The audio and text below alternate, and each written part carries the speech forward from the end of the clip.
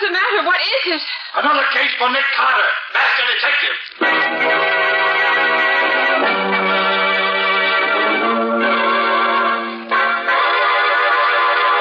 Yes, it's another case for that most famous of all manhunters, the detective whose ability at solving crime is unequaled in the history of detective fiction.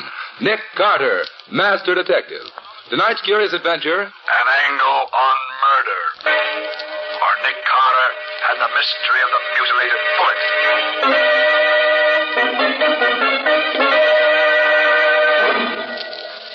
Then I grabbed her, and I wound my fingers around her throat. I squeezed her windpipe tight. Tighter and tighter. What's the matter, Patsy? Oh, Nick, put the lights on. All right. And I said I wanted to hear the recorded confession you made of that mad murderer who killed his wife. I didn't think I'd have to listen to it in the dark. Well, that's the way we got him to confess in the first place. Oh, I'll take it, Patsy. Okay, Nick.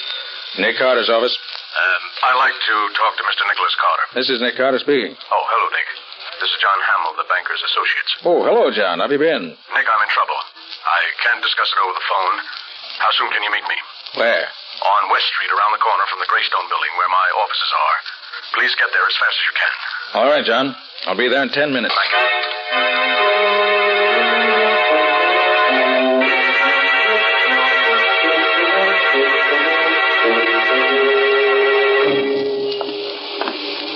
Now, Scubby, you understand exactly what you're to do? Yeah, Nick. Okay. I'll see you later. I've got a date in this corner. Okay, Nick. I'll be seeing you. Hey, look at that car coming up the street, would you? Hey, Nick, watch out. That car is headed right at you. Jump, Nick. Oh, did he hit you, Nick? Are you all right? Yeah, I'm all right. Oh, gee, that was close. It almost seemed like whoever was driving that car did that on purpose. Wouldn't be at all surprised, Scubby. I think somebody is interested in preventing me from keeping my appointment. Hey, look, maybe I better stay with you, Nick. No, I've got something else for you to do, Scubby. I got the number in that car. Hop down to the license bureau and find out who it belongs to. Then wait for me at the office.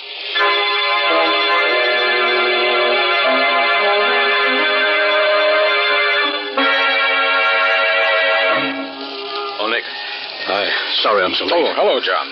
I've been on this corner waiting for you for 20 minutes. Where have you been? Trying to get here without anyone seeing me. Well, why all the mystery? What's up? Wait a minute, Nick. Here, get back in this doorway, quick. Don't let him see us. Well, who was that? Somebody trailing you? I don't know. I never saw him before. Well, then why do you want to dodge him? You haven't done anything wrong, have you? No, Nick. Absolutely nothing. Now, listen. I don't want the police in on this just yet, if I can help it. A banking firm like mine can't stand any unnecessary notoriety. Well, yes, I know, John, but what's this all about? Well, let me explain. I wanted to tell you out here where I can be sure no one will hear us. You see, Nick, several days ago I discovered there's a serious shortage on our books. Somebody has been taking money from the accounts, and I'm almost sure I know who it is. I've called a meeting of my 4 partners. They're upstairs in my office waiting for me right now to have a showdown before the stockholders find out. That's why I ask you to come over here, Nick. You may have to make an arrest tonight. Well, you don't want a detective, John. You want a cop. No. You're wrong, Nick. I want you. Please come along. Well, perhaps you better wait down the lobby while I go up and see if everything's all right. That is safe for you to come on. No, Nick. There's no need for that. All right. I want to be in on the showdown. Come on. Anything you say. And if you really feel that something dangerous is in the wind, I think I should go up there first and look around. Then if everything's okay, let you know. No. I want to go up now and get it over with. Well, you insist. I do, Nick. Oh, I know it's pretty late, but I waited purposely till the offices were closed to avoid any publicity. This whole business requires the greatest secrecy.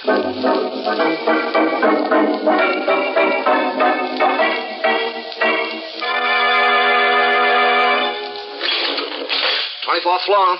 Oh, this is our floor, Nick. After you, John. Oh, thank you. Kind of dark in this hallway, isn't it? Yes, the lighting isn't any too good here, but... John, are you hurt bad? Nick. What is it? What's happened? Why is it John? Quiet, please, quiet. Gentlemen, John Hamill is dead. John Hamill's dead, but that's terrible. How did it happen? That's what I want to know. You seem to know him. Who are you? I could ask you the same question. Who are you? I'm Nick Carter. Nick Carter, the detective? Yes.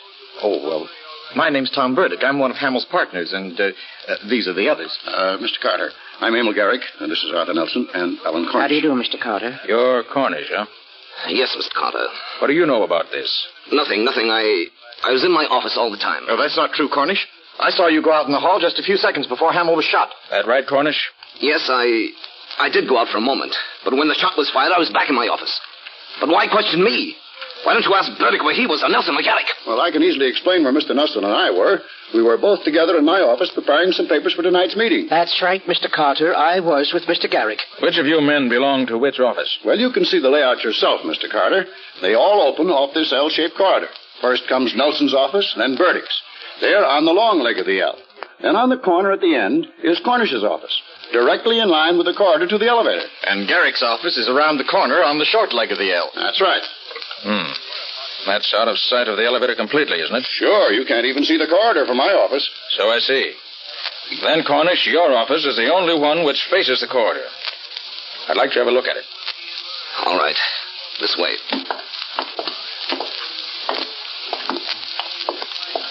This is my office, Mr. Carter. Peculiar order here. Let's see. Well, what have we here in this umbrella stand? A gun. What? And it's been fired very recently. I should say, gentlemen, this was the murder weapon. That's Mr. Cornish's umbrella stand. What do you know about this, Cornish? I don't know anything about it. Well, that gun belongs to Mr. Cornish. That's right, Mr. Carter. I've seen it in his desk many times. I recognize that fancy handle. Say, what are you fellows trying to do? Well, sure, it's my gun. But I haven't seen it for 3 days. Someone stole it on my desk, Mr. Carter. Why didn't you report it to the police? Because I didn't carry a permit for it. I was afraid of getting in trouble. Cornish, I regret that appearances are against you. I'm afraid I'll have to turn you over to the police. You won't turn me over to the police? Well, what happened to the light? Cornish, let him out. Turn those lights on, somebody. Ready on us, Carter. There he goes, Carter. It's Cornish. He's escaping down the hall. Stop, Cornish. Stop, or else...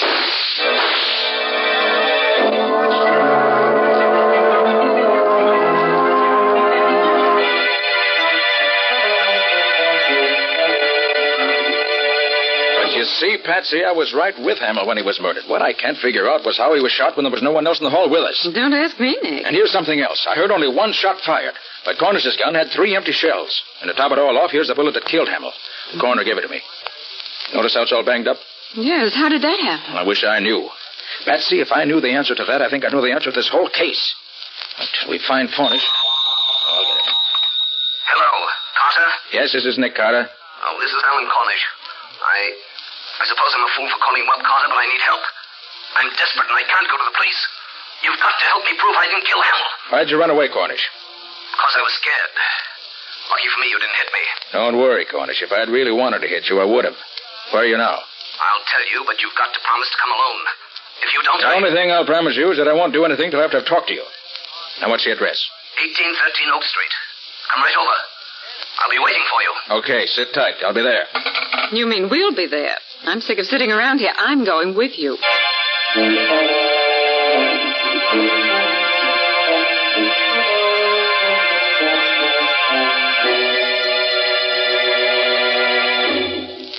"1813 Oak Street. This is it, Betsy. Gosh, what a creepy-looking place. Certainly not very attractive. Well, come on, let's go in.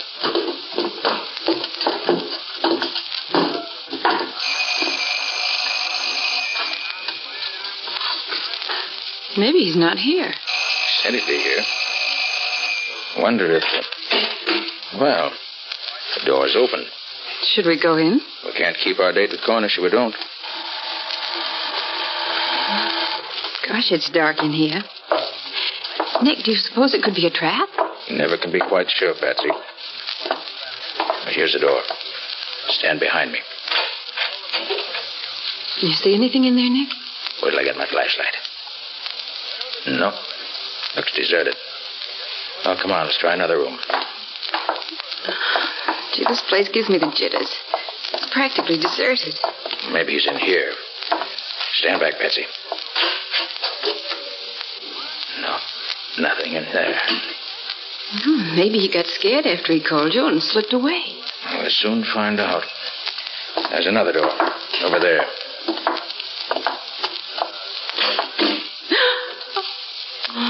Look, Nick. Is that... Yes. He's hanged himself.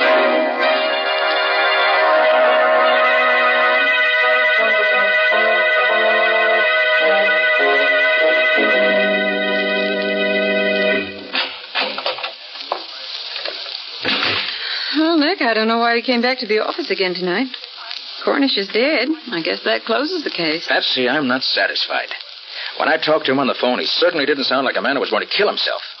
When a man wants to prove himself innocent, he doesn't commit suicide. No, Patsy, there's something about that hanging that's bothering me, and I can't lay my finger on it. You probably figured that was the best way out. To kick over the chair and end it all. Patsy, remind me to give you a raise. And what did I do? I've got it. Look, Patsy, Cornish was a short man. Well, so what? Patsy, Cornish couldn't have hanged himself. Well, why not? Don't you remember, Patsy? The only furniture in that room was a bed. And Cornish was so short he never could reach that noose from the bed where it was. Of course, Nick. The bed was on the other side of the room. Patsy, Cornish was murdered, which eliminates him as a suspect. Probably he was killed by the same man who killed Hamill. Oh, but who, Nick? Who? Wish I knew. Hiya, Nick. Hiya, Patsy. Well, it isn't the missing link. Scubby, did you find out anything about that car that nearly ran me down this afternoon? Oh, you bet, Nick. Good. But what a time I've been having. Wait till you hear what I have to tell you. Well? I had to get the license commissioner out of bed to get it, but, oh, boy, it was worth it. Hey, do you know who that car belongs to? Tom Burdick, Hamill's partner. Good boy, Scubby. Did you get his address, too? Yeah, some deserted neck of the woods out in Long Island. I've got the address here somewhere. Fine. Come on, Scubby. You and I are going to pay him a visit.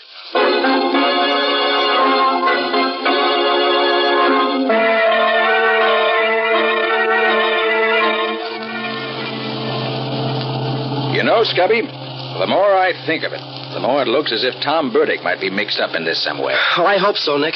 Otherwise, we're using up a lot of gas in this jalopy of mine for nothing. Hey, have you noticed anything funny, Nick? You mean that car that's been trailing us for the last few minutes? That's it. What do you make of it, Nick? I don't know, Scubby. And I think we'll be finding out quickly enough. They're overtaking us. Better step on it. Okay, Nick. Here we go. How are we doing? Not so good, Scubby. They're still gaining on us. Can you give her any more gas? I'll try. There. They still coming up? Yes, Scubby. And fast. Duck, Scubby. They're shooting at us. You're telling me? Watch it. Here they come. Well, I've done all I can, Nick. This old bus won't go any faster. Well, let's try no tricks, Scubby. When they get close to us, slam on your brakes and pull over to the side of the road. Yeah? They won't be expecting that. It may throw them completely off balance and spoil their aim. Okay, Nick. You say when. Now, pull over. Okay.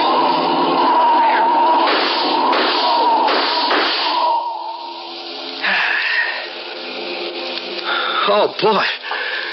That was a close one. Are you all right, Nick? Yeah.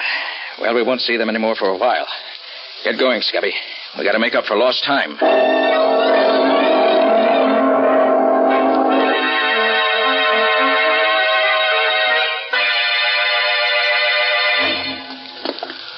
Well, Nick, I've got to hand it to you.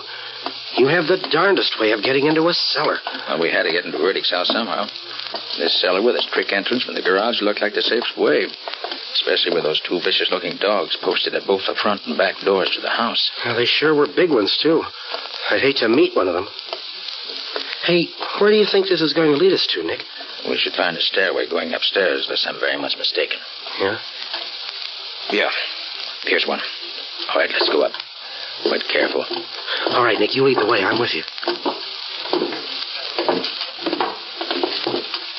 Here's the door. Well, I hope it's open.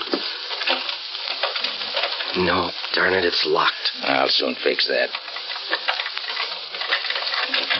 There. All right, Scubby, come on. Oh, wait. Someone's coming into the room, Scubby. Get back. We can hear it through the crack of the door. I'll leave it open in a little. Well, Mrs. Burdick, I'm certainly glad you called me up. I'm only too happy to be here at a time like this. After all, we're practically neighbors, aren't we? Oh, I just had to talk to someone, Mr. Garrick. I'm so worried about Tom and those horrible things that have been happening at the office. What do you make of all this? Well, I wouldn't worry about it too much, Mrs. Burdick. I'm sure Tom can take care of himself, if he has to. What do you mean, Mr. Garrick? Nothing. But he has been acting rather strangely lately. Well, that's just it. I'm so worried. I haven't seen or heard from him all day. He's never been so late coming home from the office. Why, it's after 11. Oh, there's really nothing to worry about, Mrs. Burdick, even in a case like this.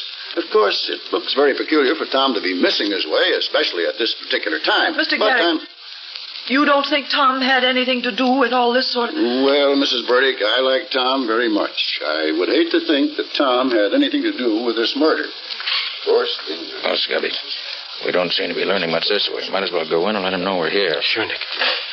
Good evening, Mr. Garrick. Why, Mr. Carter, what are you doing here? I just came along with one of my assistants, Scubby Wilson, to talk to Mr. Burdick.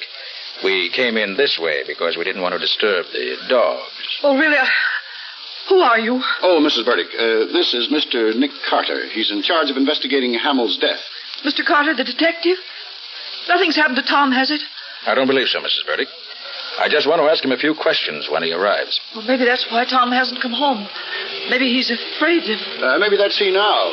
Wait, I'll go look out the window to see if that's his car. Carter, I must warn you to be careful. Burdick's a dangerous man. Tom, Nick Carter's here. Please, Mrs. Burdick, come away from that window. Here to see you. You won't do him any good that way, Mrs. Burdick. Tom, Stop it, you hear me? Please.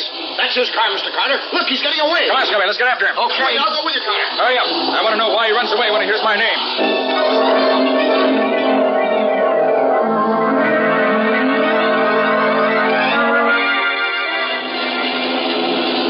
I hope this car of yours stays on the road, Carter. Don't worry about it, Mr. Garrick. Carter, I didn't want to say too much in front of Mrs. Burdick, but we've all been afraid of Burdick. All right. Scubby, just keep your foot on that throttle and keep after him. Oh, boy, we sure made that one on two wheels. Nick, I'm pushing this crate as fast as she'll go, but we don't seem to be getting any closer. That car of Bertie's should sure step. As long as we hang on and don't lose him, I'll be satisfied. Hey, watch it. We're coming to a railroad crossing. So I see. Well, maybe we can head him off now. If Burdick tries to beat that limiter to the crossing, he's crazy. Look, Carter, I think he's going to try to make it. He can't do it. He'll be killed.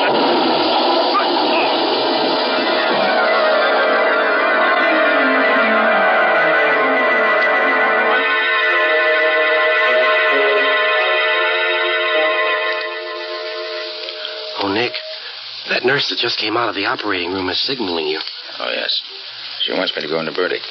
You wait for me here, Scubby. Okay, Nick.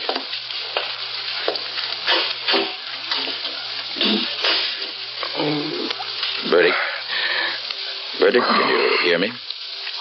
Yes, Carter. I can hear you. Carter, I'm a dying man. Yes, I know. I swear to you, I didn't kill Hamill or Cornish. Then why did you try to run me down with your car this afternoon? Carter, I didn't do that. All I know is that for several hours this afternoon, my car was mysteriously missing. I didn't find it again until I started home this evening. Burdick, why did you run away from your home tonight when your wife told you we were there? How about the securities we found on you after the wreck?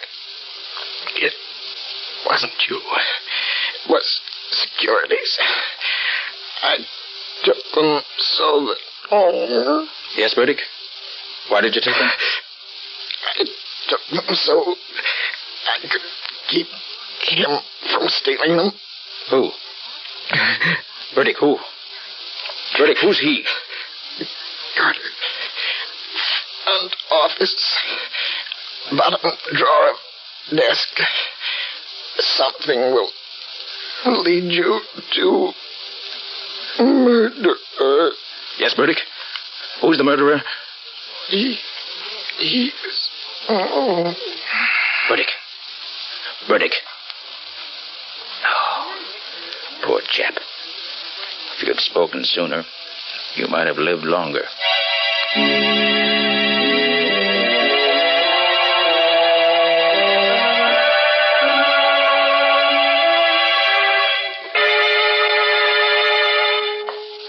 Nick! Oh, Nick, I got here as quick as I could. Have you found anything yet? I think so. Scubby Burdick wasn't lying to me. I found this in the bottom drawer of the desk in the front office here. A book. Well, is that what Burdick meant? Just look at that title. Studies of various angles of bullets in flight. Oh, so what, Nick? Scubby, that's the way Hamill was killed. It all adds up perfectly. Now I know why I heard only one shot when I found 3 empty shells in the murder weapon. 3 shots were fired. But 2 of them were fired at a different time from the 3rd. Well, do you know where the other 2 bullets are, Nick? I do. Follow me out in the hall and I'll show you. Yeah? You see, Scubby, as soon as I found that book and the flight of bullets, I did a bit of looking around. And I finally found them. Oh, where are they? In the office here? No, Scubby, in the corridor. Right over there in that dark corner, embedded in the wall beside the elevator shaft, about a half a dozen feet from where Hamill was killed. Well, what are they doing over there? Scubby, this was a very ingenious crime. And if you watch carefully, I'll show you just how ingenious it really was.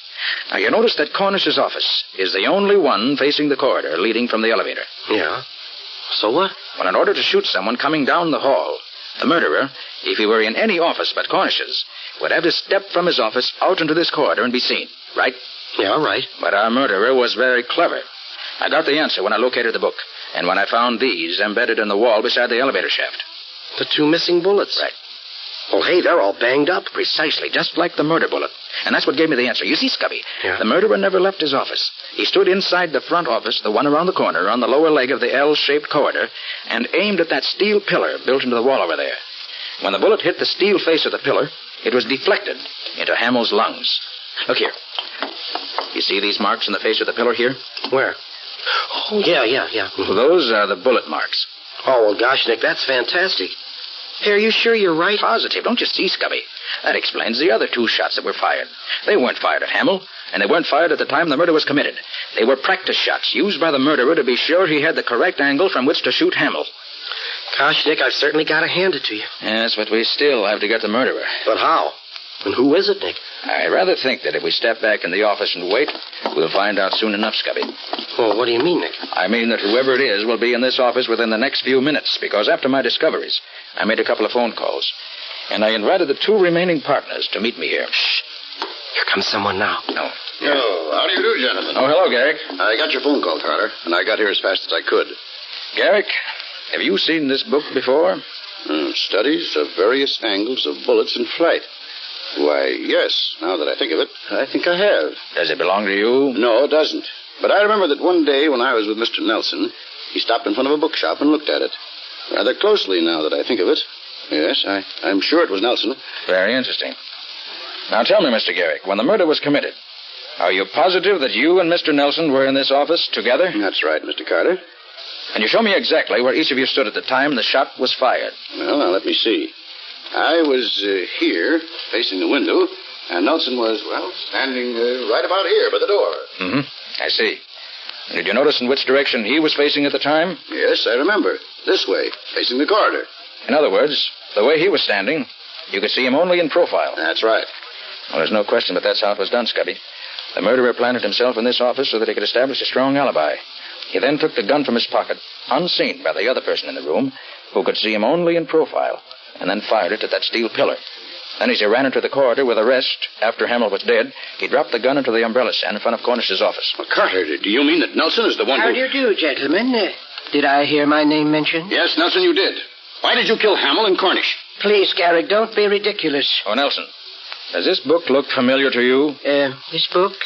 No, I can't say that it does. You sure you've never seen this book before? Now that you mention it, I may have glanced at it in a bookshop at one time or another, but then I look over a lot of books. I like to browse. I see.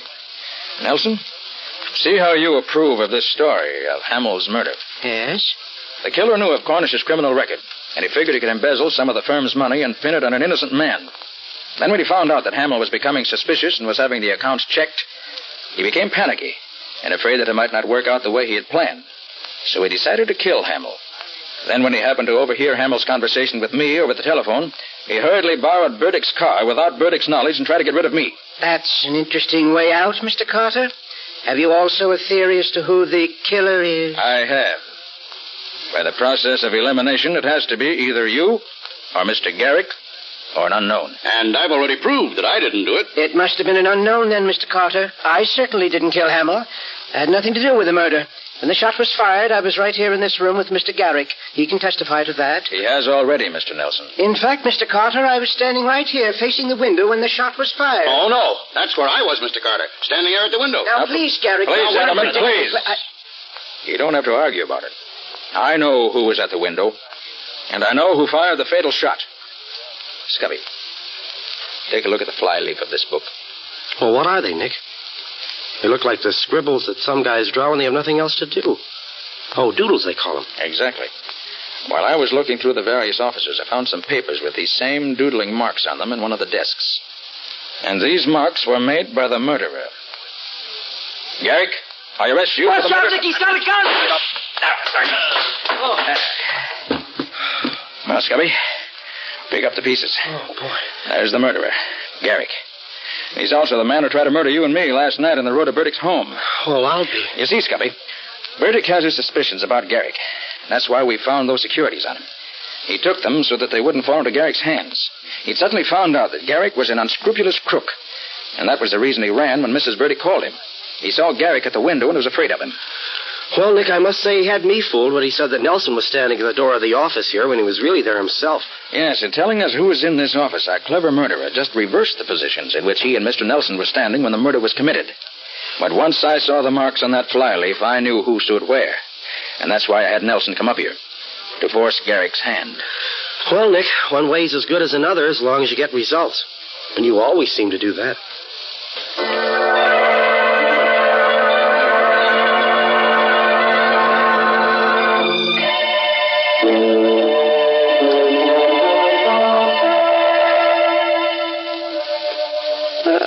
So you finally decided to come back, did you? Yes, Patsy, it's all over. Well, I think you can go home now. Why, Mr. Carter, are you sure you can spare me? Why not? You've been so busy on this case all night, Mr. Carter, you may not have noticed that it is now a new day. And a good secretary is always on the job the first thing in the morning. Shall I take a letter, Mr. Carter?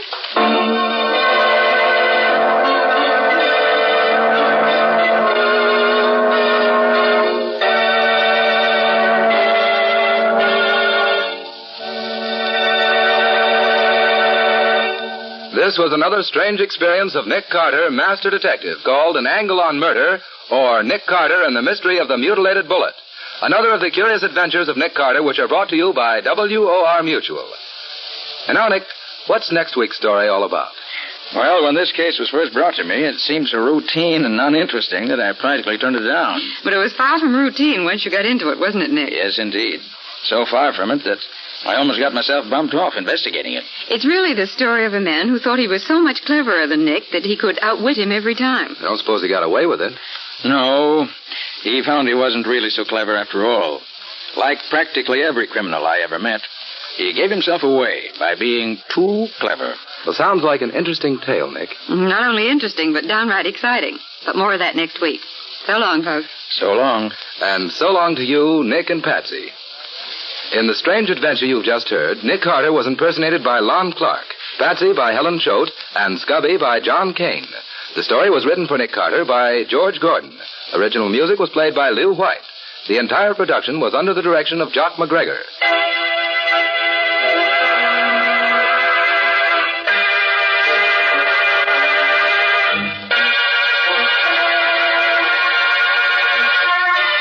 Next week, listen to another curious experience of Nick Carter entitled The Body on the Slab, or Nick Carter and the Mystery of the Missing Husband.